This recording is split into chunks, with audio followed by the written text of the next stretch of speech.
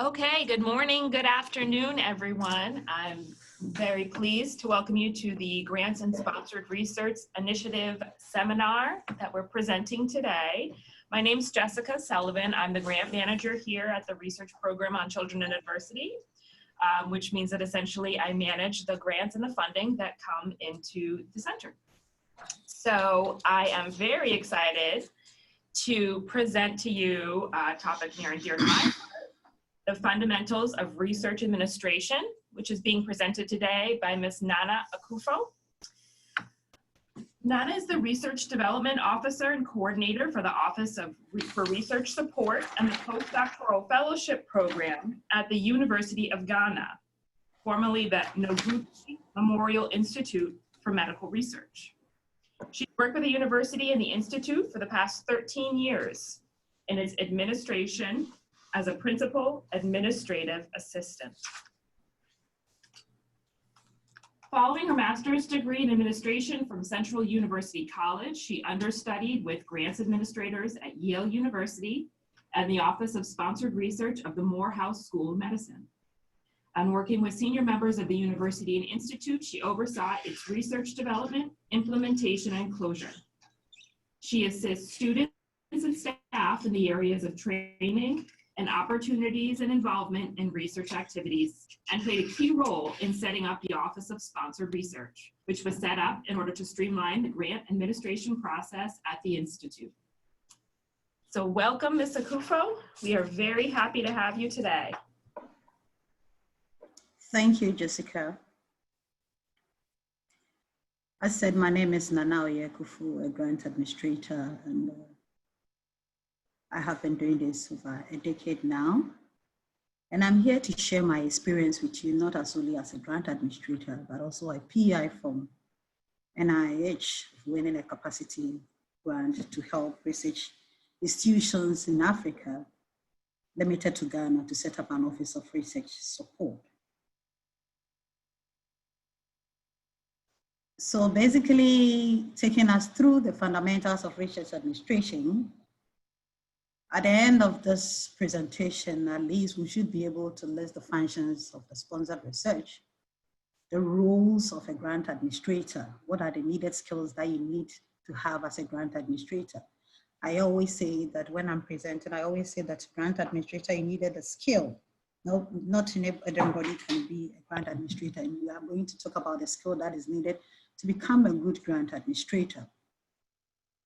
How we'll be able to also foster a supportive environment for our research faculty members, as well as our institution in which we find ourselves. And also how to prepare for a research administration certificate exam if you want to climb the ladder and your path as a research administrator. Of course, we have a little bit of challenges, especially from where I'm coming from in Africa, and I know elsewhere because I've been doing these presentations a lot, most of research institutions and also elsewhere. We have a lot of challenges similar to what we share in Africa here. What is an Office of Research Support?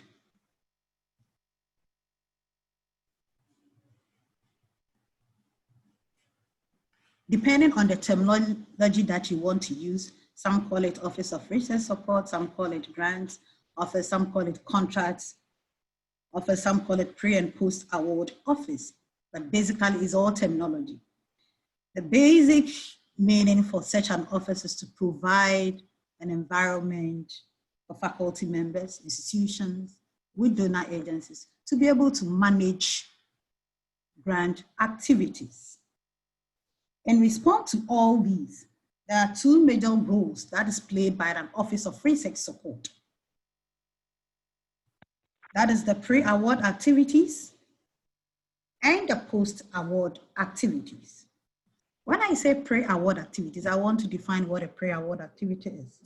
Pre-award activity are all the other things that goes on before you submit a grant. This include identifying funding opportunities and sharing with faculty members. I would like to share my experience as a grant administrator during this presentation. I realized that sharing funding opportunities with faculty members who are busy, some are lecturers, some are pharmacists, some are administrators, it becomes difficult going through all those. So what I did was to identify their thematic areas, then identify those funding opportunities that suit their thematic areas, and I shared with them. Not only sharing the funding opportunities with them, I need to interpret the policies of funding agencies. Why am I saying that we need to interpret the policies and their guidelines? What pertains to NIH might be different from what pertains to WHO applying to a grant to WHO. It might also differ from when you're applying on a grant to EDCTP.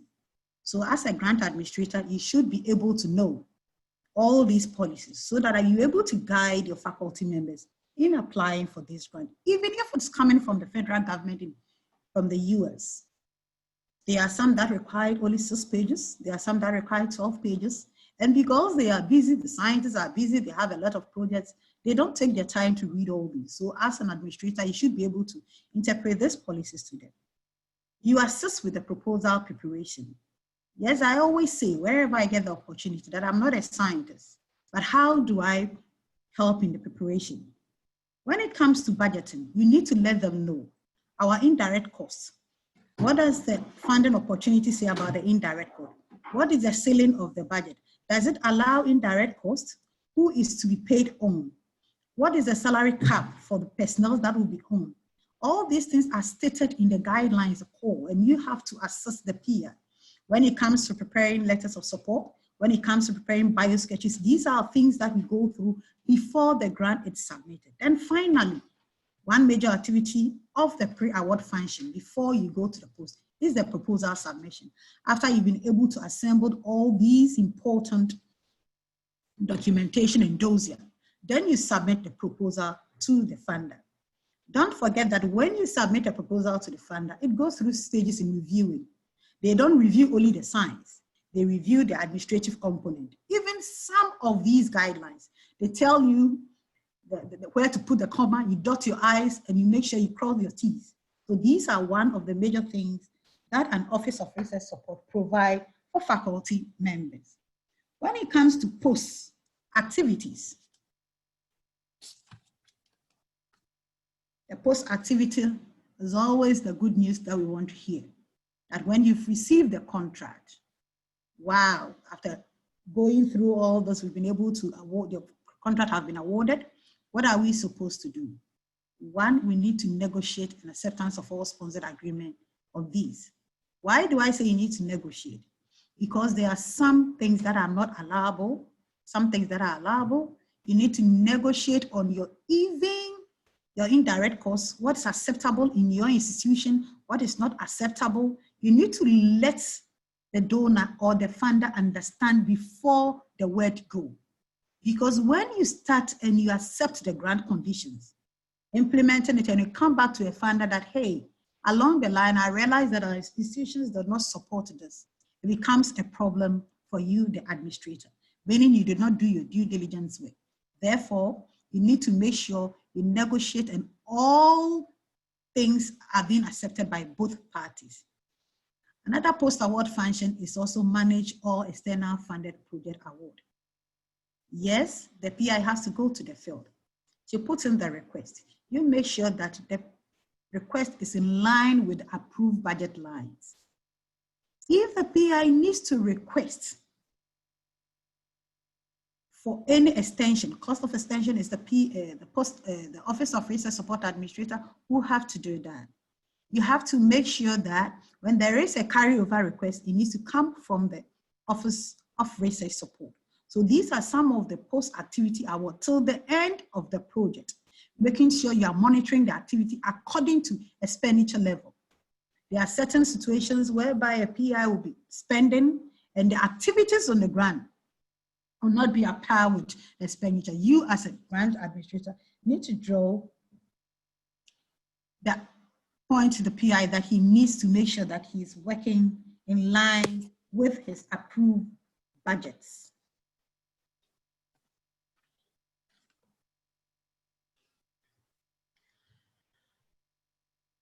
What are the benefits of establishing such an office in your institution? You increase inflows. The inflows is not only the money that comes to the institute for managing grant, but the indirect cost that comes to help in managing the other activities that is not budgeted for. For instance, electricity, changing of air conditions, paying water bills, and all, maintaining even equipment, because there are some donor agencies that, yes, they'll be prepared to purchase the equipment for you, but they will ask you that you make sure you charge your equipment maintenance to your indirect cost. So increasing the inflow of your institute will help you or your institute in making sure that they meet what is expected of them. Efficient grant submission processes. Yes, as I said earlier on, the PI is focusing on the science, but the administrative component on the grant depend on a good grant administrator. You have to know where to cross the I, dot the T's. A typical example, there was a grant that we were submitting to NIH, and the number of page limited for the submission was just 6 pages. Then the PI, I think 2 days to the deadline, submitted a proposal research strategy to the office, and it was almost 9 pages. So I draw his attention, and you can just imagine, he just went back to reduce the font size, just to make sure he accommodates all the information that he needs to send to the reviewer. But I told him that, hey, the call even says that your font size should be area 9. So you cannot reduce it to be able to accommodate. All you have to do is review what you've written and make sure that we are sending the essential thing that is required on this grant. We increase grant awards rate. Why do we do that? Because that is what the institute is being run on. When I set up the office, when I took over the office, our inflows rate was around only in hundreds. But along the line over 10 years, we went up in millions because we're able to meet the requirement of donor agency. Don't forget that by meeting their requirement, you are building their trust, you are building their confidentiality, transparency is at stake. So at least the increase of the award rate of the institute would be more sane. And efficient post-award management. You need to put these systems in place, because once in a while, donor agency comes to audit. Apart from the internal audit that at the end of the project, they pay you a side visit, audits your document. And what are the post-award management systems? That is making sure that PI spend according to budget lines. You know, for instance, if it's an NIH grant, you are telling the PI that, hey, you don't have to travel a business class because that is against the rule of the federal government. And these are the post-award management things that you need to put in place to make sure that you are making sure that your institute is not blacklisted. Neither will the PI also be blacklisted. Neither will the funder also be in disagreement with your institution. Another major thing that the office needs to do is adherence to the policy by the donor agents. I just shared an example, being flying an economy class with the federal government fund. And these are some of the policies that you need to communicate to the PI. Just imagine if the PI had a grant from WHO, which allows the PI to fly a business class as long as he or she budgets it. It's approved. However, when it comes to federal government, whether you budget for it or not, you have to go economy. So we need to adhere to these donor agencies' policies. And then at the end of it all, we need to increase our external relationship. Don't forget that as a grant administrator, which I'll speak to it later on in the slides, as a grant administrator, you serve as an intermediary between your institute and the donor agency. There's a gap, there's a bridge, and you are in between, making sure that you're adhering to these rules and regulations. Therefore, you have to increase your external relationship with donor agencies to be able to build their confidence, their trust, to give you more grant to carry on your work in your institution.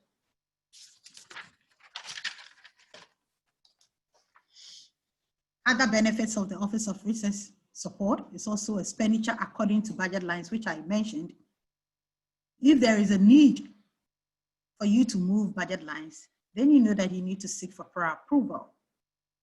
So in order to make sure that PI spend according to budget lines, because sometimes when they are budgeting and they don't involve the entire Office of Research Support staff, they either under budget or over budget. And that creates a problem, but we make sure that expenditure are spent according to budget lines. We increase the facility administrative charges for running of the institute, as I said, because where we're coming from, most government institutions being funded or being supported by our indirect costs. And these increase in the indirect and facility and administrative charges help in running your institute. Transparency is at stake. People will believe and trust you if they believe that you have the systems in place, if they believe that your policies that you have in place will be able to make sure that their monies are put to judicious use. Why wouldn't they give you money to work? But when they realize that you don't have the systems in place, you don't have the policies in place, when they ask for audit report, you don't have it available. When they ask for supporting document, you don't have it available, then your institution will be blacklisted. Therefore, transparency is very important when you set up an office of research support. Capacity building of research staff to independently apply for funding. Usually you do this through startup meetings.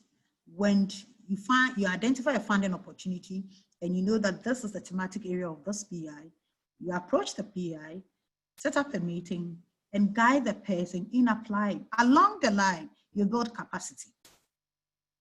Because by involving the administrative staffs in the meeting, you're telling them how to prepare their buying schedules, you're telling them how to collate with both subcontracts and getting information for the submission of the project. Then development of grants management policy is one of the key major functions of the Office of Research Support. Because before a donor would grant you, grants or approve your project, they need to know that you have some of these policies in place.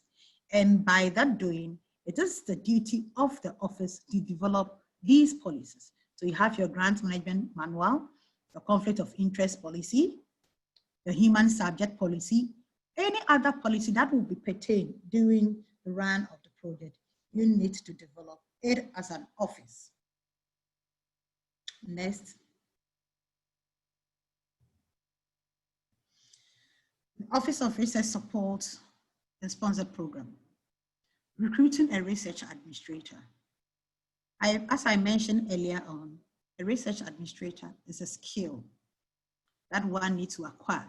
You can't just say an accountant should become a grant administrator. You cannot just say the administrative assistant become a grant administrator. He needs to be trained to be able to acquire the skill.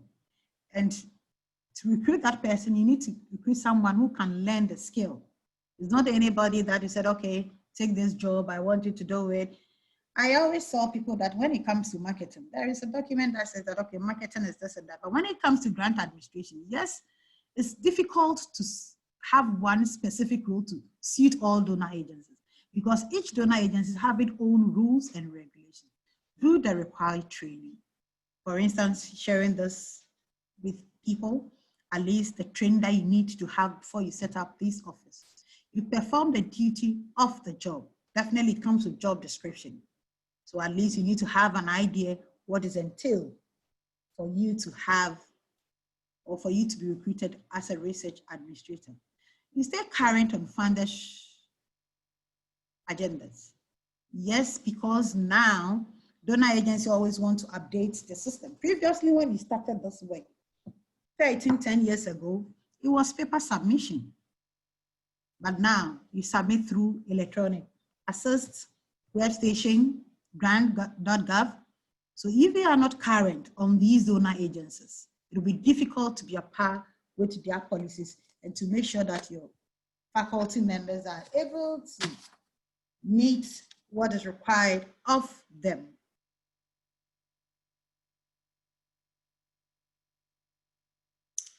What is the role of a research administrator? I mentioned it earlier.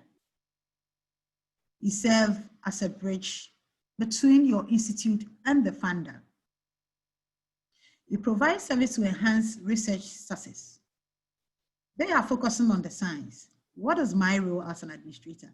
I need to make sure that their letters of support is intact and is on time. Their budget is accurate. making sure that the budget is according to what is stated in the call. So at least you provide that services to help the faculty member focus on the science. Don't forget that we don't work in isolation, we work in an environment. Therefore, you provide management support for the Institute's research mission. Our mission is to become a research institution across Africa, a leading research institution across Africa.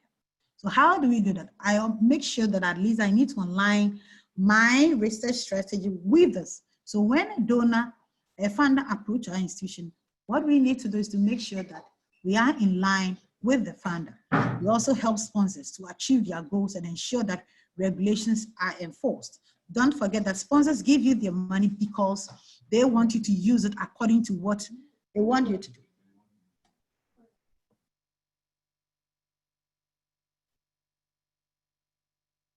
A research administrator also serves as a bridge between the researcher and the institute. You are a bridge. They are the left side, they are the other side, but you fall in between so that when there is queries, it falls on you to respond. When there is issues, you are the first person point of contact. The PI comes to you because he knows that you understand the policies and rules of the donor agencies. Don't forget that you also serve as a researcher, as I said, between the researcher and the funder as well. So as long as you are making sure that your institute is covered, the sponsor is also covered, as well as your institute and the sponsor as well. So as a research administrator, you fall as a bridge between the researcher and the institution, the researcher and the sponsor, as well as the institute and the sponsor as well. What are our responsibilities and our roles as a research administrator? I mentioned earlier that we serve as a gap between these three individuals, being the funder, the faculty member, the researcher, and the institute. Therefore, I need to promote research and sponsored program. How do I promote it? How do I promote it? By identify funding opportunity and sending it to faculty members to identify and apply. Promote best practices in grant administration. How do I promote best practices in grant administration? By developing policies so that PIs would adhere to the policies, the best practices that have been set aside. We identify funding opportunity sources, either through lip server or you go to their website, you register, or some even require that your institution register with their website before you can even receive funding opportunities. And some even require that you pay annually so that your institution can receive funding opportunities. You complete required grant administration processes. It's the duty of the office. You cannot just identify a funding opportunity and say that you are applying to NIH. You need to have your registrations done. You need to have your ERA Commons registered. You need to have your SAM registration up to date. Annually, you need to review all these things. Make sure you're active in SAM registration before you can even facilitate electronic submission. And these are some of the roles and responsibilities of the grant administrator, not the director of the institute, not the responsibility of the faculty members, but as a research administrator. Don't forget that you are also responsible for registering them in the ERA Commons so that they will have their ERA Commons account. However, they are responsible for viewing their and updating their password as well. Oversee compliance with funding opportunities regulations, which I've already mentioned about. Ensure a timely submission of progress report and closeout report. Don't forget that it comes with the call as well as your notice of award. It is stated a time to report, the progress report, and the technical report. It is our responsibility to prompt the PI that your progress report is due in 3 months. Whilst the Office of Finance is preparing the financial report, go ahead and prepare the progress report as well.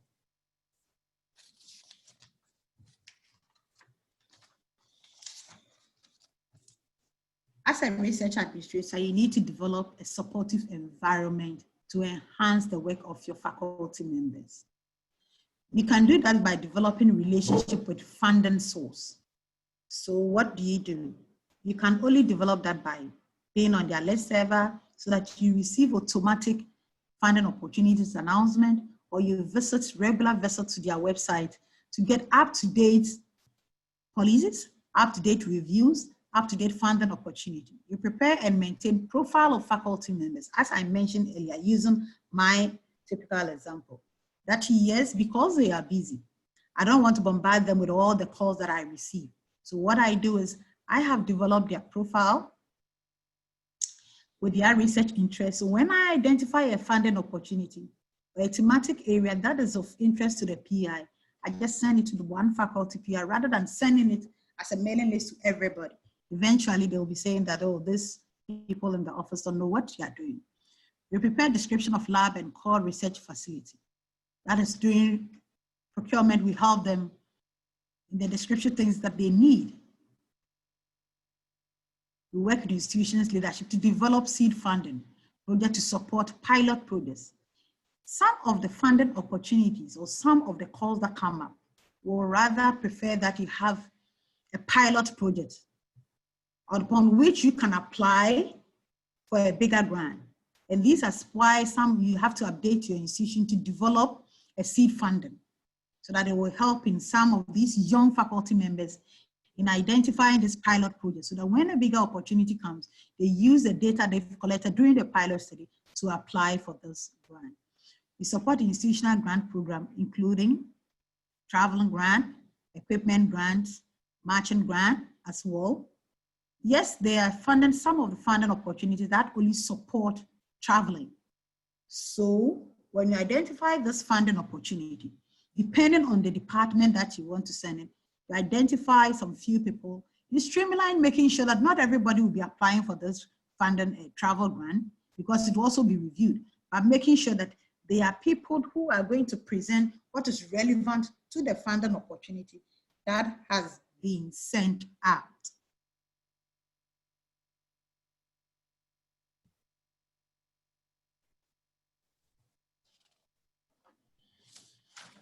Another way of building a supportive environment is writing for publications. I said earlier on that we are not scientists, but we help the scientists in putting up their publications. We help them in reviewing it. So you help them to make sure that out of this proposal, out of this project, out of this data that you've collected, there are these 3-4 publications that you could come out with your work. At least we help them in doing that. We also help them in time management.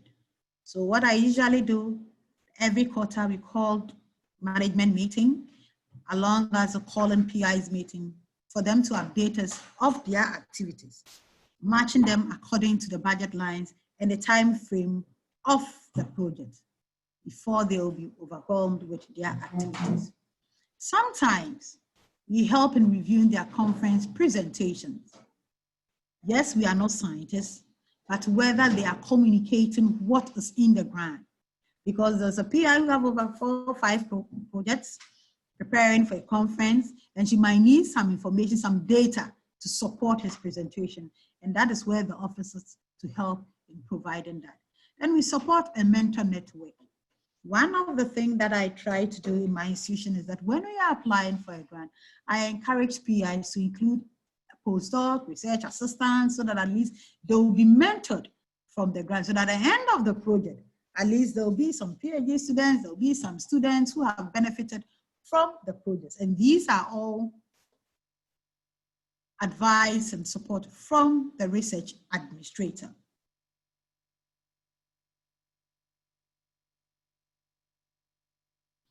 Another way of helping the supportive environment is the human subject research. You know, before you can conduct research, as human beings are not guinea pig, you need to get a human subject approval. And these are system-based and institutional-based. So we have the rules and policies that one needs to comply before you be given approval to collect data doing that. Sometimes, not only getting the human subject research certification, we even need to go to institutional or the country's board. For instance, Ghana, you have to get some approval from the Food and Drugs Board before a PI can go ahead to conduct some research. We also provide research planning. Yes, a PI has 5 or 6 projects that is working, which he needs to work with it.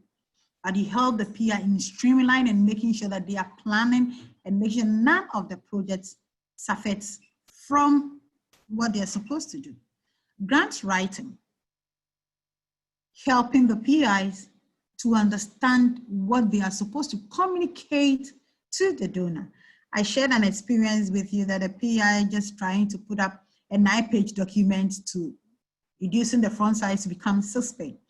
At least once you go through this grant writing training, organizing this grant writing training annually, let PI understand what is important when they are putting up these applications. From life faculty member with guidelines and requirements of grant application. Yes, they might have different funders supporting different activities. So when we receive your request, we'll tell you the guidelines. As I shared an example with WHO will allow you to travel on a business class as long as you budget for it and it's approved, but you cannot use that on a federal grant. So at least this you need to communicate as a grant administrator to the PI so that he will not find himself wanting, when there's an issue. Familiarize investigator and staff with the scientific and technical responsibility of the grant. Yes, letting the PI know that at the end of every quarter, of every annually, we need to submit financial report to the donor. So you need to spend according to your stated objectives, according to your timelines. You cannot say that, yes, I decided to push all my activities to year 2 when that is not a requirement, but it's in year 1. So at least we try to educate the faculty members and the staff to understand the importance of the scientific and financial responsibility of each grant.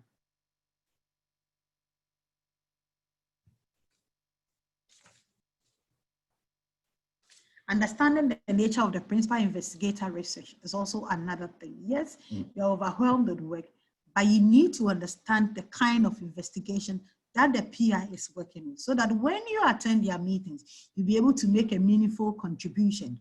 If you don't understand it and you attend the meeting, what are you going to say and what are you going to talk about? So at least you need to understand their research interest. You match grant opportunity appropriate to the institution with the appropriate investigators, which I've already spoken about, that you don't need to just be sending calls out that people should apply, but you identify their thematic areas, then you follow up with a matching opportunity. Work with institutional leadership to develop seed funding opportunity, which we've already talked about. This would usually to support early careers so that at least they'll be able to identify, when you're able to get this pilot projects, they'll be able to apply for more bigger grants. You support the institutional grant program, including senior faculty members, training opportunity faculty. Then you train and trainee initiative. At least you make sure that the PIs, the senior scientists in the institute, mentors the younger ones so that when they are off the scene, the younger ones can take it up. And that is one thing that I institute in mind. I institute doing discussions with my PIs and discussing with my PIs that whenever you're applying for a grant, don't forget that you create a column to mentor the junior scientists.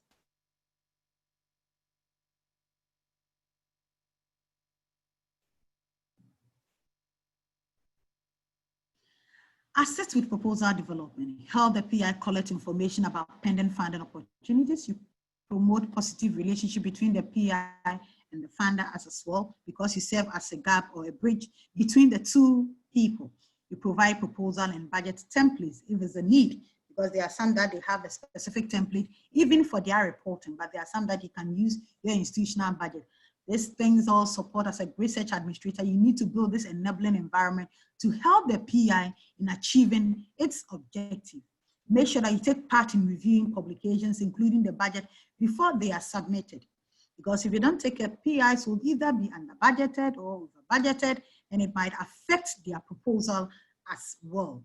Then you package and submit a final application to the donor.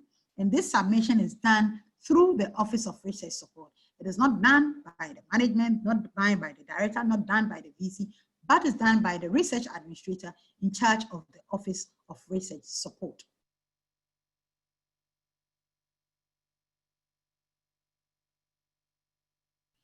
Of course, there will definitely be challenges of a research administrator.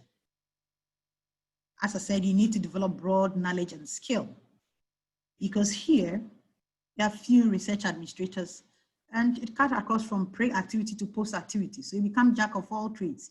You have to know what goes in the pre-activities. You need to know what goes in the post-activity as well as dealing with different donor agencies. So for where I sit, I deal with EDCTP, I deal with WHO, I deal with World Bank, I deal with NIH, just name it, USAID, just name it, and we have to.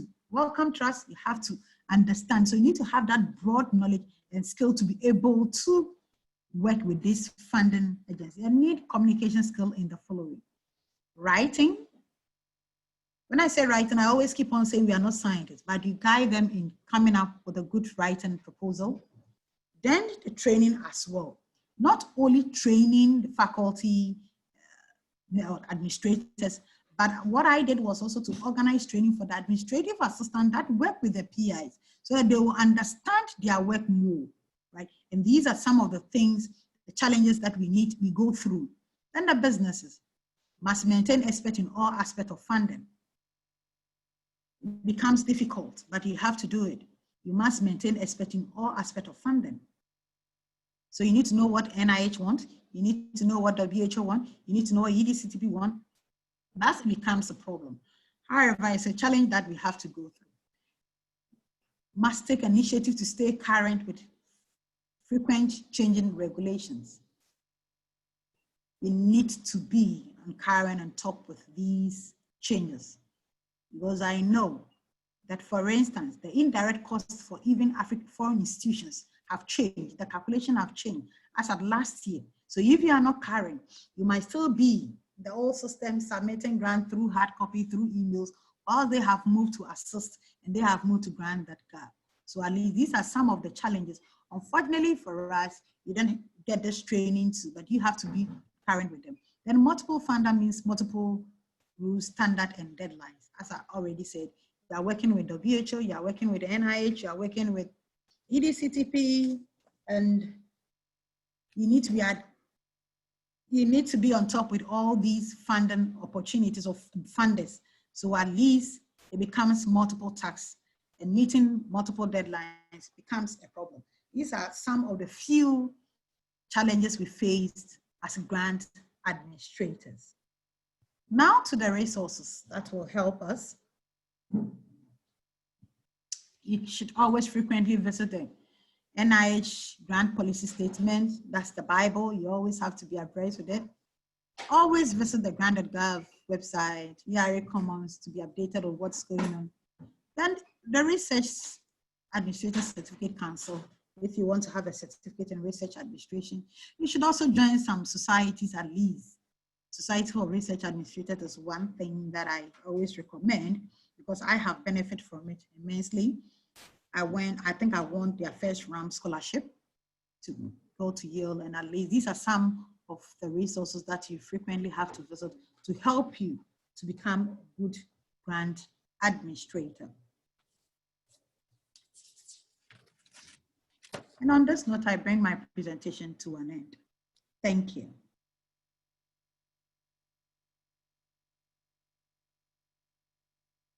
Thank you so much. That was wonderful. So, are we accepting questions? Yeah. Anybody? We don't have any questions online, but. Well, I can start us out with a question. This is Jessica from our. Okay. Hi. So that was a wonderful presentation. I really appreciated it. And I'm wondering what would be a few points of advice that you would have for universities or for organizations that don't yet have an Office of Research Administration or a system set up. What would be your first 3 or 4 things that you would, pieces of advice that you would give to help get them started? My first response is to identify someone who can take up the task, right? It's a skill, someone who is prepared to be trained to take up this, I'll say difficult task, because you need to be multitasked. You need to be able to, play the role of being the role pre and post award. And as I told you, I started with just research as myself and one person in my office, but at least when they are able to identify someone who is prepared to learn and set up the office, then that person will take up the initiative of setting up that office, right? And by setting up, the person needs to be abreast with studying and understanding policies, regulations from donor agencies. Then the institute can slowly establish such an office. So you don't need to have big, staff to start running an office. Just one person can start, but someone who have the institution at heart, someone who have interest in grant administration. Mm-hmm.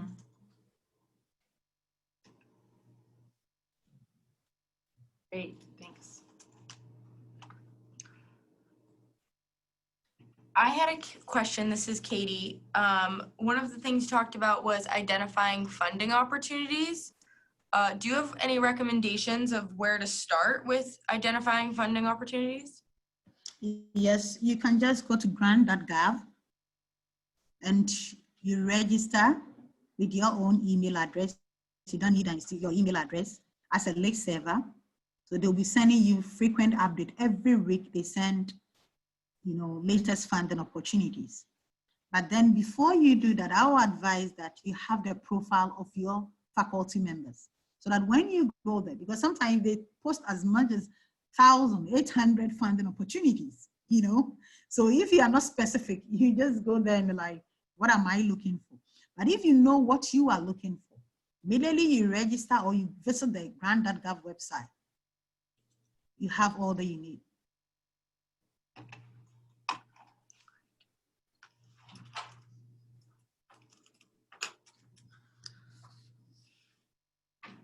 Just to add one, I think Fogety also help, but they are focused on training, scholarships. They are more into training, capacity buildings. So at least you can go to fogety.gov. At least you can also have funding opportunities. So usually I encourage our PhD students and master students to visit that website frequently. Unlike NIH that you focus on NID, NIH, economics, you focus on research proposals. So I have a question too. Nana, this was really excellent, and listening to it, I just felt like so many of our partners and partners within the U19 network of National Institutes of Mental Health Scale-Up Hubs, especially in low resource settings, should hear your talk. And it makes me wonder if we aren't doing capacity building all wrong in low resource settings that don't have the kind of administrative support that Jessica just asked about, places that are starting out or recovering from post-conflict, like where we work in Sierra Leone, Liberia, also Rwanda is coming out of a very difficult past and really making great strides forward. So what are your recommendations to funders, to groups like the National Institute for Mental Health or to the Wellcome Trust on how they should be approaching capacity building?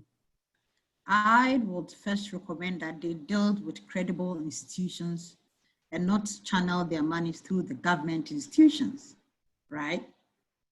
If there is an NGO that can support administering of the funds, then it should go through the NGO.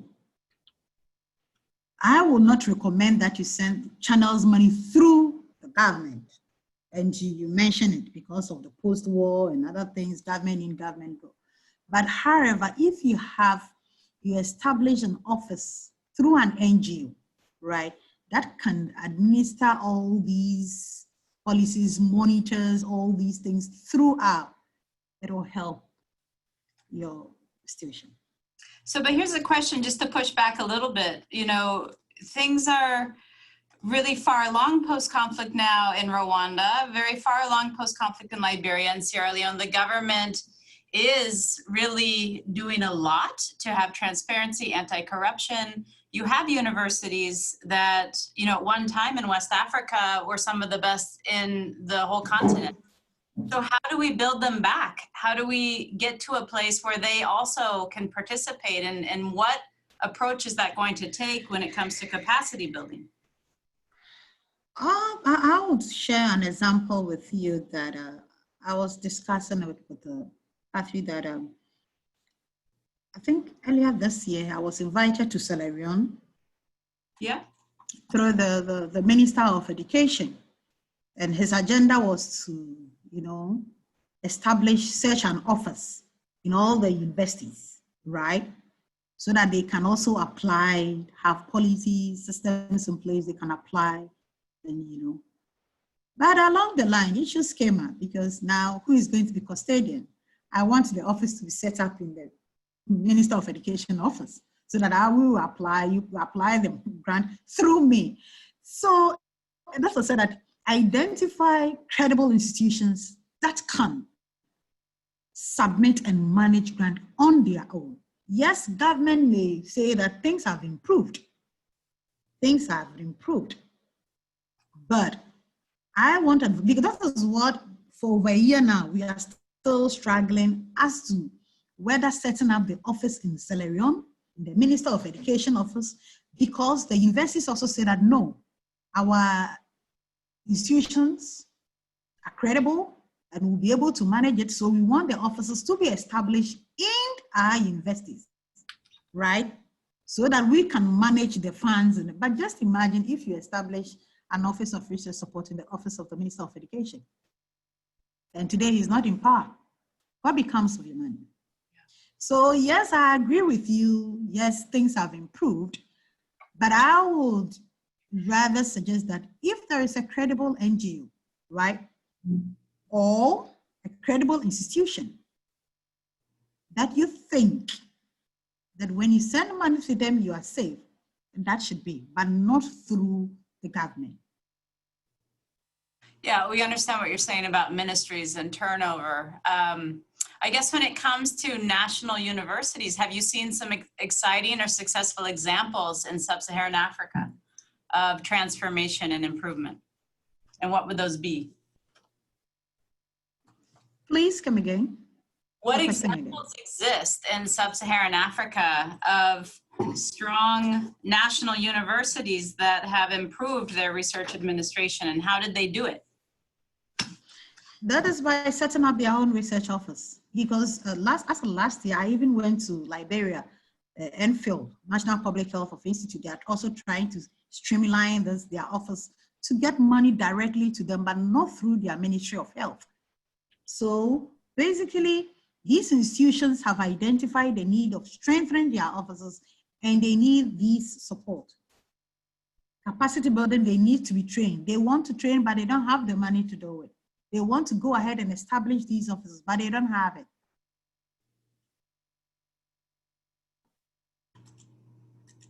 Yeah, that I think you found the missing link in a way. We have these needs, but capacity building isn't necessarily supporting that kind of training and transformation. So these national universities can stand on their own and grow into a more successful institution to support investigators. I think we have Makita Williams from NIMH who'd like to give some comments. Hi, everyone. Yes, hi, Teresa. Thank you so much. I just wanted to say a couple of words. Number one, I wanted to first thank Ms. Akuffo for her time. I really appreciate her providing this opportunity to share her experiences and give lessons learned on how to be a research administrator and how to set up a research administration office within an institution that's in a low resource setting and within the West African region. So I just want to thank her for that. The other thing I wanted to mention was just to talk about the kind of training that she went through. So I think, Teresa, you had mentioned about funders like NIMH, NIH, Wellcome Trust, et cetera. How do we support those who are interested in research administration? So there was a funding opportunity through the NIH, specifically the National Institute of Allergy and Infectious Diseases, that provided support for people like Ms. Akuffo to learn about how to be a research administrator and how to set up an office with support when they return to their institution.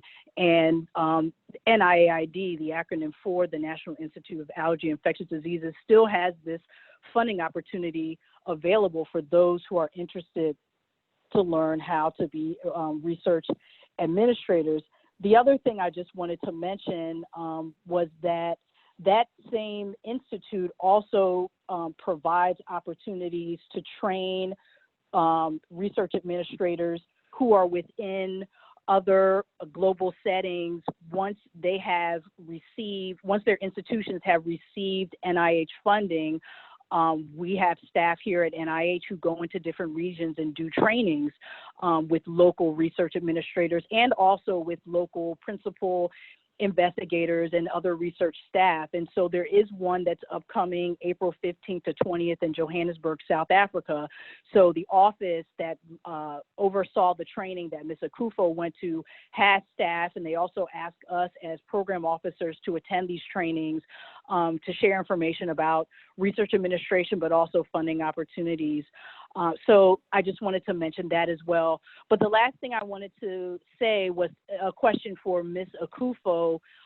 What is your suggestion for those who do want to be trained or at least want to be mentored by people like you who are in the region? What do you think their first step should be, and how could they reach out to you as somebody who has been trained and has the experience to have that type of support? Yes, the first thing we can do is to have a webinar like this, presenting to them the fundamentals and importance of having these officers. And if the needs arise or there's funding, then we'll go further to spend some time with them in helping them in establishing these officers. Apart from that. Makita, has there ever been an initiative within NIMH, especially around mental health, topics? Because it's great that the National Institute of Allergy and Infectious Disease has that program, but how about in our area, this Youth Forward is a part of the mental health scale-up hubs. Is there any possibility, or has there been something like that in mental health? So from my knowledge, NIMH has not had its own distinct training for research administrators. The training that Ms. Akuffo went through is an NIH-wide opportunity. It's just that NIAID has been the one that has led that forward. In previous years, NICHD, the National Institute for Child Health and Human Development, as well as Fogarty, the Fogarty International Center, they have also provided training for research administrators, not just in a global setting, but in a domestic setting. But as of today, that program does not exist. So right now, NIAID is the only one that's doing that. But NIAID has been very open and wanting to have other NIH institutes and centers participate in the regional trainings that they do. So for example, this training in Johannesburg, they have sent out information to all of us at NIH to say if you want to come and share information about what your institute is doing, not only just around research administration, but more so around funding opportunities for research, that you're more than welcome to do so. Other ways that we at NIMH have tried to share more information about research administration has been through our global mental health conference that we've been doing every year.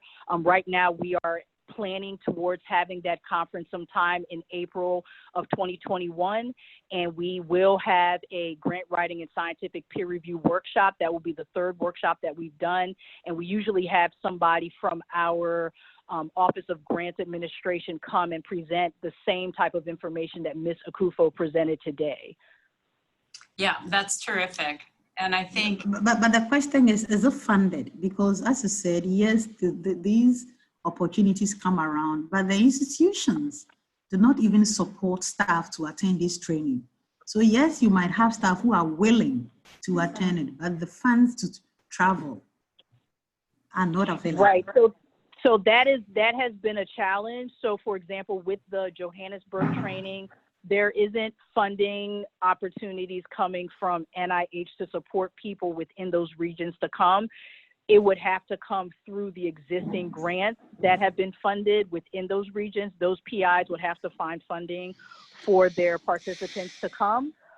For the grant writing and scientific peer review workshop that we've done through our Global Mental Health Conference, we have provided a webinar platform. So for those who have not been able to travel to our conferences, you can still participate within a webinar setting. But yes, that is a challenge, and we're trying to see how we can find ways to continue to support training around research administration beyond what NIAID is already doing. Right, and maybe that could be a space for more collaboration with other big foundations like Wellcome Trust and Grand Challenges Canada, others who are invested in global mental health. But I think it also behooves all of us to be advocating for seeing this as a fundamental part of research capacity building. And that is one of the reasons why I really, really wanted Ms. Akuffo to present to you all. And that's something that I have been advocating as well within my institution and across NIH. How can we provide more support for building capacity for research administration? Yeah, it's a really critical topic. We're going to try to develop a few more talks. I think Nana and Makita, if you all want to share.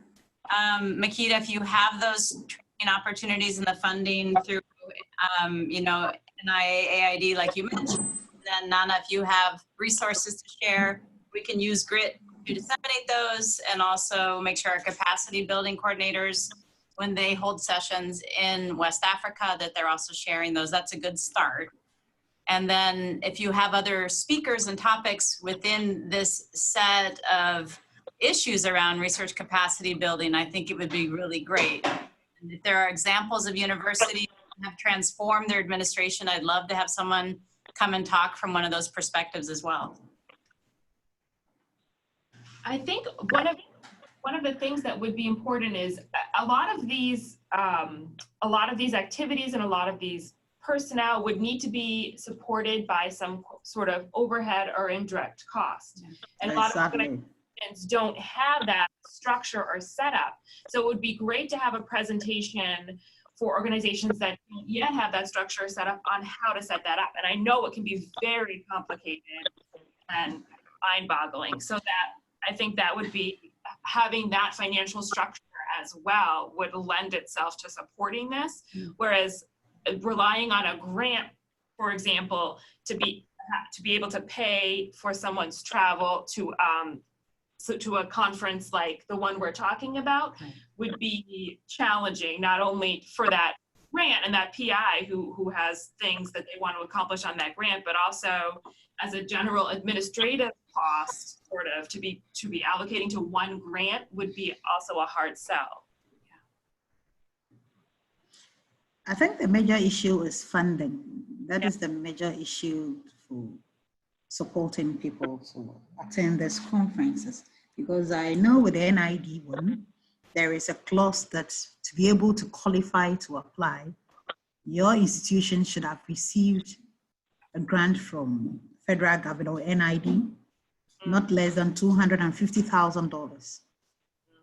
I fortunately met a doctor whilst I was in US, San Francisco last year, SRA, and they wanted to apply this year. And I was willing to help them to apply.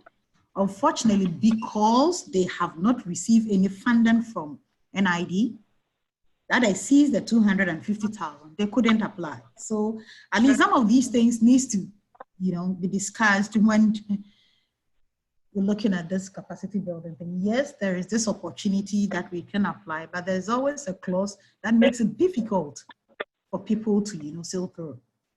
Mm-hmm. Yeah.